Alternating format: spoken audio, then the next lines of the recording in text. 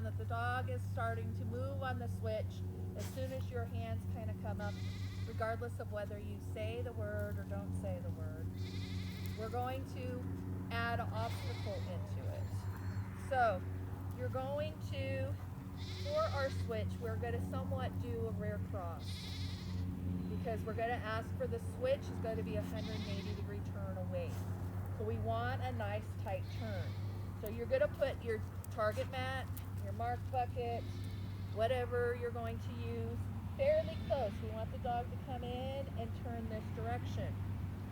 Now, how do we know if the dog read the rear cross and our switch command as being a new direction? Will be when they hit this target, which direction do they spin? If they spin this direction where you are now at, they read the change in direction. If they spin this direction, then they did not. They still thought you were on this side. So you have to do, so the biggest key component when you are approaching the obstacle, you need to give them that heads up that that change in direction is coming. Meaning that before the dog, so if this was my jump, we're going to say this is my jump, they can't have the, you can't do your rear cross here and expect them to see that motion.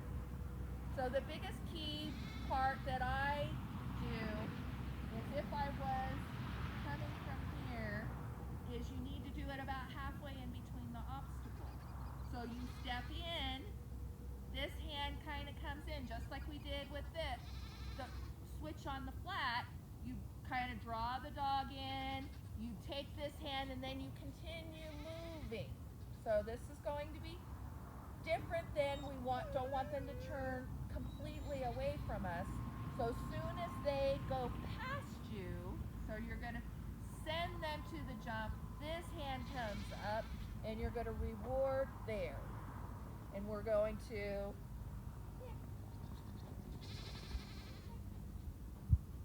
so I'm going to give her plenty of speed and distance. You're going to start at least one step ahead and one step to the side. You're going to release your dog, and you're going to wait till the dog is almost to you, just like you did with the switch. You're going to then do this, and you're going to continue to move this way. When that foot comes in and this hand comes up, you're going to say at the same time, you're going to say your switch command.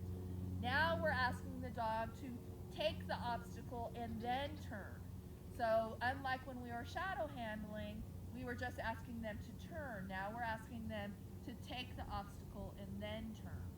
So it's going to be, even though I'm stepping in here, I'm going to have to continue to kind of hold this, and you're going to see the dog kind of stop almost midair.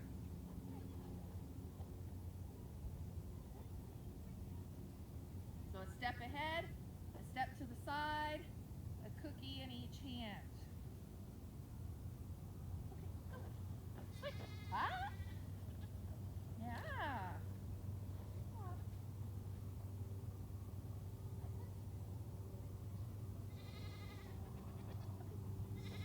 Switch. Yes, good girl.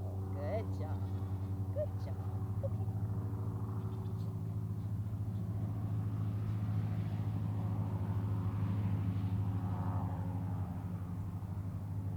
Step ahead, step to the side. Okay. Switch. Yes, good girl. Good girl. So you see how she's turning this way. She's not turning that way. I already turned her head before she took the jump, and then I just rear crossed behind it. So that's step 2. Until the dog is fluidly coming here and turning this direction, you're not going to go on to step 3. Step 3 will be removing the mat and seeing if you can still get the same change. So I'm going to go ahead and remove.